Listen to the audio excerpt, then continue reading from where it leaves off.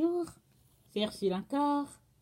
On est le 23 juillet 2018 et je viens sonner la trompette et nous encourager à attendre patiemment dans la prière et dans la lecture de la parole et aussi dans nos confessions. Vous savez, toute attente n'est pas évidente. Alors, pour ceux qui attendent et tout ça, souvent, ils ont hâte que les choses se déclenchent, hein, même si souvent c'est difficile, parce qu'ils veulent être dans le move. Alors, c'est ça. Mais le Seigneur fait les choses en son temps.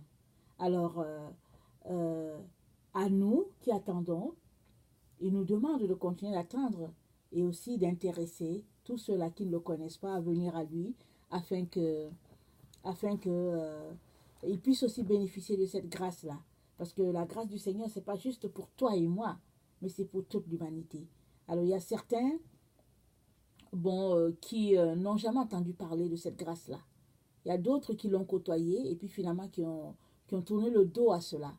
Alors, si toi et moi pouvons vraiment interpeller quiconque passe à l'amour du Seigneur Jésus, ce serait quelque chose d'extraordinaire pour nous-mêmes, mais aussi pour notre Seigneur. On aura envoyé une personne de plus dans le royaume de Dieu. Alléluia. Donc voilà, aujourd'hui, je viens parler euh, du retour du Seigneur. Aujourd'hui, autour de 3 heures du matin, le Seigneur m'a donné un message, et c'est un message que vous connaissez tous. Alors, ça se trouve dans 1 Thessaloniciens 4, à partir du verset 13. Il m'a dit que euh, très bientôt, les morts ressusciteront. Les morts en Christ ressusciteront et vraiment, ils porteront leur habit glorifié et ils vont se retrouver dans la présence du Père. Parce que quand on meurt dans le Seigneur, la Bible dit qu'on dort. Quand vous rappelez-vous, quand Jésus était sur la terre, il y a une fille, je pense, de 12 ans qui est morte, et puis les gens pleuraient. Jésus a dit non, elle ne pleurait pas, elle dort. Alors, il y a aussi un autre les gens allaient l'enterrer. Je pense que c'était la veuve de Naïm. Alors, Jésus a touché le cercueil, et puis l'enfant s'est réveillé. Alors, ceux-là vraiment qui meurent dans le Seigneur, ils dorment. Ils dorment. Et puis, bon, voilà. Et puis, la Bible nous dit que au signal de l'archange, ils vont se réveiller. Les morts en Christ vont se réveiller d'abord. Alors, j'aimerais ça qu'on lise 1 Thessaloniciens 4, à partir du verset 13. Nous ne voulons pas, frères, vous laisser dans l'ignorance au sujet de ceux qui sont décédés, afin que vous ne soyez pas tristes de la même manière que le reste des hommes qui n'ont pas d'espérance. En effet, puisque nous croyons que Jésus est mort et ressuscité, nous croyons aussi que Dieu ramènera par Jésus et avec lui ceux qui sont morts. Car voici ce que nous déclarons d'après la parole du Seigneur. Nous qui serons restés en vie au moment où le Seigneur viendra, nous ne précéderons pas ceux qui sont morts. En effet, au signal donné, sitôt que la voix de l'archange et le son de la trompette divine retentiront, le Seigneur lui-même descendra du ciel, et ceux qui sont morts unis en Christ ressusciteront les premiers. Ensuite, nous qui serons restés en vie, en ce moment-là, nous serons enlevés ensemble avec eux dans les nuées pour rencontrer le Seigneur dans les airs. Ainsi, nous serons pour toujours avec le Seigneur. Encouragez-vous donc mutuellement par ces paroles. Donc, le Seigneur m'a dit que bientôt les morts en Christ ressusciteront, mais il m'a dit aussi quelque chose. Il m'a dit, très bientôt ça aura lieu. Alors, quand il disait ça, je savais qu'il parlait de l'enlèvement. Et, bon, je suis restée éveillée, j'ai pris du temps avec lui. Et le message que j'apporte aujourd'hui, c'est oui, Jésus-Christ revient. Oui, les morts en Christ ressusciteront en premier, et puis les autres seront transformés, et ils vont vivre cette expérience-là agréable de se retrouver dans la présence de Dieu. Une génération qui est appelée à ne pas connaître la mort. Bon, évidemment, on sait que ce n'est pas tous les chrétiens qui seront enlevés. Il y a un bon groupe qui restera. Ils vont vivre dans les 7 ans, ils vont vivre la tribulation. Et bon, ce sera des moments difficiles, mais ce sera aussi des moments extraordinaires parce que plusieurs enfants de Dieu vont se rendre compte qu'ils ont été laissés et ils ne savent pas pourquoi et ils vont tout faire pour ne pas rater cet endroit-là. Alors, malgré les tortures, ils vont tout faire pour arriver. Alors, il y en a qui seront cloués au bois, il y en a qui seront tués la façon la plus atroce, il y en a qui mourront de faim, de maladies, d'épidémies, de toutes sortes, de famines. Il y aura tout ça, mais ça sera un moment glorieux parce qu'au fait, Jésus nous a toujours dit, il ne faut pas qu'on se préoccupe tant de notre corps physique. Il dit toutes ces choses-là, ce sont les païens qui s'occupent de ça. Il dit cherchez premièrement le royaume de Dieu et sa justice, et les autres choses vous seront données en plus. Donc ne vous occupez pas du manger, ne vous souciez pas de qu'est-ce que vous allez manger, de quoi vous serez vêtu, quelle est la voiture que vous allez conduire. Et Jésus dit que tout ça, c'est les païens qui s'occupent de ça. Mais ce qui est dommage, c'est que beaucoup d'enfants de Dieu se retrouvent à s'occuper justement de ce que Jésus a dit de ne pas s'occuper. C'est pourquoi ils sont froids aux choses de Dieu. Alors ça, c'est la partie qui attriste beaucoup le Seigneur. Et c'est sur ça que je viens apporter mon exhortation aujourd'hui. La Bible dit que dans Jean 1, il dit, la lumière est venue chez les siens, mais les siens ne l'ont pas reçue. Mais à tous ceux-là qui l'ont reçue, la lumière a donné le pouvoir de devenir enfant de Dieu. Alors, et puis, quand tu deviens enfant de Dieu, ce n'est pas par la chair, ni par le sang, mais c'est par l'Esprit Saint que tu deviens enfant de Dieu. Et ces enfants de Dieu-là, parmi ces enfants de Dieu-là, il y en a plusieurs, malheureusement, qui savent que le Seigneur Jésus-Christ revient, qui savent que les morts ressusciteront bientôt, mais qui, au fait, choisissent les ténèbres au lieu de la lumière. C'est paradoxal, n'est-ce pas? Mais pourquoi est-ce qu'ils choisissent les ténèbres? Pourquoi est-ce que je dis qu'ils choisissent les ténèbres? Parce qu'ils ne font aucun effort pour aller chercher la lumière. Ils ont le salut, ils savent qu'ils ont donné un jour leur vie à Jésus-Christ, ils l'aiment et ça s'arrête là. Ça s'arrête là. Et quand Jésus-Christ leur dit sanctifiez-vous, purifiez-vous, allez de l'avant, demandez plus, cherchez plus, ils ne veulent pas faire ces efforts-là. Et plusieurs pensent qu'ils vont se faufiler ainsi et se retrouver dans la présence de Dieu quand même. Mais malheureusement, l'histoire biblique nous rapporte que il y a un roi qui a donné la réception pour son fils. Et il a envoyé chercher des gens sur la route, dans les rues. Il y a plusieurs qui ne sont pas venus. Certains disent que bon, ils viennent se marier, d'autres disent qu'ils vont s'occuper de leurs affaires. Mais il y a d'autres qui sont venus. Et parmi les personnes qui étaient là, il y a quand même un qui est entré et qui n'avait pas les habits appropriés pour la réception.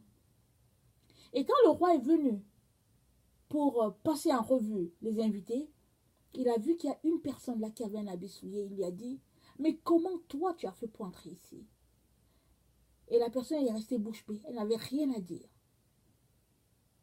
Et il y a plusieurs enfants de Dieu, aujourd'hui, qui pensent qu'ils peuvent se faufiler. C'est-à-dire qu'ils entendent bien le message de la croix. Ils entendent bien le message du renoncement à soi. Ils entendent bien le message de laisser aller les désirs, les passions de ce monde. Ils entendent ça bien, mais ça passe d'une oreille et ça va de l'autre côté. Ils ne se sentent pas concernés. Et souvent même, il y en a dedans qui prêchent le retour du Seigneur, qui prêchent l'amour du Christ, la grâce de Dieu aux autres, mais qui refusent de se sanctifier davantage parce qu'ils ne se sentent pas concernés. Ils pensent que c'est pour les autres. Parce que eux, ils sont déjà assez sanctifiés. Et je pense que je l'ai déjà dit une fois, on n'est jamais assez sanctifié. Tant que Jésus-Christ n'est pas venu, tu continues ta sanctification à tous les jours. Parce que de toutes les manières, ceux qui vivent au ciel, c'est ceux qui ont appris à se sanctifier sur la terre. Ceux qui ont appris la marche de l'amour sur la terre. Alors si étant sur la terre, tu refuses de vivre la vie du ciel, ne t'attends pas à ce que Jésus-Christ te prenne pour être avec lui. Alors, cette vérité-là est que la lumière est venue dans le monde, mais le monde a préféré les ténèbres. Alors moi, je ne sais pas qu'est-ce que toi tu préfères. Je ne sais pas si ce message-là, c'est un message qui t'interpelle. Est-ce que tu es quelqu'un qui te lève à tous les jours et qui dit aujourd'hui, j'aimerais avoir le maximum de lumière, ou bien tu es plutôt quelqu'un qui te lève, qui dit, bon, ok, je donne ma vie à Jésus-Christ un jour, et puis je suis sauvé, et puis bon, ça va, et voilà, la journée se passera, je subirai la journée, et puis bon, voilà. Et malheureusement, plusieurs vont se retrouver dans la situation de ce monsieur-là, qui était habillé, vraiment de façon inappropriée pour la réception. Tout le monde avait un vêtement nickel, sauf lui. Et il était l'ami du roi, parce que le roi a dit mon ami. Ça peut être mon ami comme on parle dans le monde, ça peut être aussi mon ami, parce que bon, ils étaient proches. Alors, souvent notre proximité avec Jésus-Christ fait que on se dit, mais qu'est-ce qu'il y a encore à faire? Il veut qu'on se sanctifie encore comment? Et si effectivement tu poses cette question de façon sincère, Jésus-Christ va te répondre. Mais très souvent, ce n'est pas de façon sincère qu'on pose la question. On la pose tout simplement pour la poser. Parce que, bon, on ne veut pas faire des efforts. Parce qu'on s'est laissé gagner par la paresse. Et on ne veut pas prendre la Bible pour la lire. On ne veut pas aller fouiller. On ne veut pas prendre ce temps-là avec le Seigneur. Et la Bible nous dit, l'homme ne vivra pas de pain seulement, mais de toute parole qui sortait de la bouche de Dieu. Question de dire que la parole de Dieu, elle est très importante pour quiconque veut marcher avec le Seigneur Jésus. Tu ne peux pas avoir donné ta vie à Jésus-Christ et ne pas vivre la parole de Dieu. Ce n'est pas possible. Tu ne tiendras pas dans ce monde où les ténèbres ne font qu'être épaisses à tous les jours. Tu ne tiendras pas dans ce monde où le mensonge est pris pour vérité et la vérité pour mensonge. Tu ne tiendras pas dans ce monde où le mal est pris pour le bien et le bien pour le mal. Tu ne tiendras pas. Tu as besoin de t'imprégner de la parole de Dieu. Tu as besoin d'être comme une éponge dans la parole de Dieu pour que tu puisses t'en sortir. C'est même écrit quelque part que si c'était même possible, cet homme de perdition, là, quand il viendra, il séduirait même les élus. Parce que la contrefaçon, elle est répandue partout. On sait tous que Jésus-Christ revient. On sait tous que les morts en Christ vont d'abord ressusciter en premier. Mais qu'est-ce que nous faisons, toi et moi, pour être trouvés juste ce jour-là? Qu'est-ce que nous faisons? Nous avons la parabole des 10 vierges. 10 femmes qui se sont consacrées au Seigneur. Elles l'ont attendu. Elles ont vécu dans la sainteté. 5 sont entrées, 5 autres sont restées. Et la réserve d'huile a fait la différence. Et la réserve d'huile, c'est quoi? C'est de pouvoir venir dans la présence du Seigneur, lire sa parole, l'aimer, chanter les cantiques, vivre pour lui uniquement. Et quand on se comporte comme ça, on met de la réserve d'huile dans notre lampe qui n'est autre que notre esprit. Ce qui fait que quand les moments difficiles viennent, on tient. Parce que ces vierges-là, elles ont connu des moments difficiles. À un moment donné, on dit qu'elles se sont assoupies. Alors l'assoupissement, ça peut être le sommeil, ça peut être un sommeil physique parce qu'on est fatigué, ça peut être un sommeil spirituel parce que bon, il y a quelque chose qui fait que bon, les gens somnolent spirituellement et ils ont un voile, et vraiment c'est ça. Et Donc, il y a un élément que ces vierges-là n'ont pas pu contrôler. Et ça, c'est le sommeil. Mais, quand on a crié, voici l'époux, les 5 qui avaient la réserve d'huile sont apprêtés. Elles sont levées, elles sont apprêtées. Et c'est comme ça que les autres, celles appelées folles, sont rendues compte qu'elles n'avaient pas assez, qu'elles n'allaient pas se rendre jusque-là. Elles ont demandé de l'aide. Elles ont dit aux autres, voulez-vous nous donner un peu de votre huile? Mais cette huile-là, ça ne se partage pas. La femme veuve, la veuve de Sérepta, a partagé le peu qu'elle avait avec Élie et Dieu a multiplié. Mais ici, en ce qui concerne la réserve d'huile dans la tente du Seigneur Jésus, ça ne se partage pas. Et il n'y a qu'une seule personne qui peut te donner ça. C'est tu vas au trône. C'est au trône de la grâce que ça se trouve. C'est là que ton huile est chargée. Parce que la Bible nous dit dans Zacharie 4, je pense à partir du verset 10 ou du verset 10 et 11, ça nous dit que il y a les 2 oliviers qui sont devant le trône, l'un à gauche, l'autre à droite. Et l'olivier, c'est ce qui produit l'huile d'olive. Et ils sont là constamment pour recharger tout cela qui vient devant le trône. Alors j'espère que toi, tu vas prendre ta recharge devant le trône. Que tu ne la prends pas à côté. Que tu ne la prends pas chez un frère, chez une sœur. Que tu ne vas pas t'agripper à un frère, à une sœur pour dire que bon, donne-moi le message. Mais que tu vas toi-même devant le trône pour puiser de ta réserve. Parce que quand tu vas devant le trône et que tu es assis devant la présence de Dieu, soit en train de lire ta Bible, soit en train de prier, soit en train de l'aimer, soit en train de réfléchir à ce Dieu-là, Dieu te révèle plein de choses. Et ce sont ces choses-là qu'il te révèle, qui sont des secrets pour toi, qui font que, à cause de cette intimité, tu dis non, moi j'irai jusqu'au bout. J'irai jusqu'au bout, parce que je l'aime tellement. Mais, si tu ne fais pas cette réserve d'huile-là, au trône, là où se trouvent les 2 oliviers, tu ne tiendras pas, parce que l'autre personne, quand bien elle te donnerait de l'huile, elle ne pourra pas te communiquer tous les qualificatifs de ce Dieu-là, de ce Messie-là, ils ne pourront pas. Et quand bien elles te donneront cette huile-là, elle serait en train de se vider. Parce qu'on est dans le temps où on doit être méticuleux, qu'on doit être avare en ce qui concerne notre huile à donner aux autres. On doit être avare. On doit parler moins et on doit se concentrer, les yeux fixés sur le trône, parce que c'est là-bas que les choses se passent. Alors, les morts en Christ sont sur le point de ressusciter. C'est un fait. Mais toi, qu'est-ce que tu fais de cette information? Est-ce que tu t'apprêtes?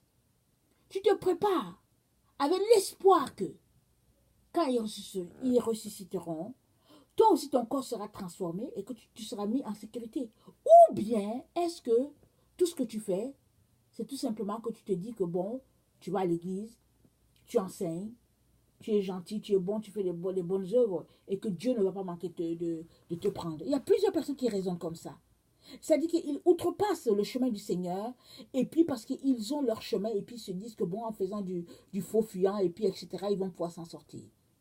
Mais je viens te dire que dans ce domaine-là, on ne peut pas s'en sortir. Le Seigneur, il voit tout. C'est lui qui nous a fait. Et sa lumière est ce qui fait la séparation d'avec les ténèbres.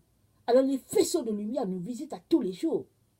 Alors, soit tu te laisses visiter, imprégné par cette lumière-là, et que tu prends ça pour que cela se transforme, parce que Dieu est lumière, ou bien tu laisses ça tout simplement passer, et tu te dis que bon, c'est ça, je suis fatigué, ou bien en tout cas toutes sortes de raisons. Je viens donc t'encourager, mon frère, ma soeur, à vraiment prendre au sérieux cette information du Seigneur. Nous le savons tous. Nous savons que Jésus-Christ revient. Nous savons que les morts vont ressusciter en premier. Nous savons tout ça. Mais il est important que nous fassions notre part. Chacun doit faire sa part parce que Jésus-Christ a tous les jours fait sa part. Alors si toi tu es quelqu'un qui ne connaît pas le Seigneur, je viens te dire que Jésus-Christ t'aime et que c'est lui le seul sauveur. On te fait croire qu'il y a plusieurs sauveurs, que tu as des prophètes qui peuvent te sauver, que la religion peut te sauver. Non, Jésus-Christ seul peut te sauver. Je t'encourage à lui donner ta vie parce que tu auras la vie éternelle.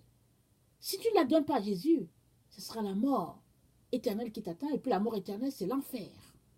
Et Jésus-Christ ne veut pas que tu te retrouves en enfer. Il t'aime trop. Il veut que tu sois avec lui dans toute la gloire du Père. Alors je t'encourage à braver toutes ces barrières-là qui t'ont été fixées peut-être dans tes religions ou bien dans ton éducation et à aller chercher dans la curiosité à savoir qui est ce Jésus-Christ-là. Tu seras étonné de savoir qu'au fait, il te cherchait depuis longtemps. Alors viens à Christ et enlève les barrières, s'il te plaît. Il t'aime beaucoup et il veut être avec toi pour toujours. Donc voilà, soyez encouragés. Alors, je vous aime beaucoup. Jésus-Christ vous aime davantage. Soyez bénis. Merci beaucoup.